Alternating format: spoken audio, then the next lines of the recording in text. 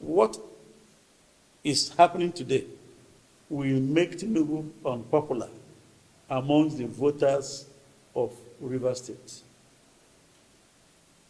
You can take this to the bank because you cannot mess the governor of Rivers State up and expect that Rivers people will clap hands. I think that politically, coming back to political sociology I mentioned, as a sociologist, the president should know who his friend, that he needs Rivers State in 2027 and not 1 year some weekend. Traditionally, Rivers State is a PDP state. These same people pushed Amechi out of PDP. And PDP is back. And they want to cause the governor of Rivers State to leave PDP. Unless the governor doesn't know his onions. There is no governor, we have seen it, based on precedent. Otom left ruling APC, true of us, to PDP. He won election because his people voted for him. The present governor of Rivers State, so far, is doing well.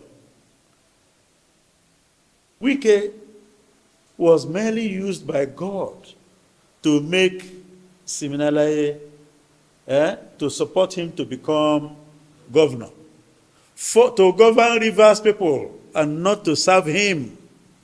With what is going on today, it is looking like he brought Sim to serve him as a houseboy. The governor of Rivers State cannot be a houseboy to anybody under the sun. Rivers people are proud people. Rivers people dealt with the white man more than 100, 200 years ago. And so, it is also a bad thing that is distraction, where investment decisions are being made. They will say, don't go to River State. The place is embroiled in some kind of quarrel. Political quarrel lead to conflict everywhere in the world. And so no investor invests in such kind of environment. Look at our blue economy. Do we have the technical know-how to develop our blue economy? Answer is no. Which white technical partner will come? You know what? Before a white technical partner will come in an environment like this, the conditionality is not conditions. The conditionality is the place before you, which if you accept, they will now be looking for loopholes to go with your money free of charge. These people are hurting River State. They are hurting investment in River State. Rivers people should continue to pray and support their governor.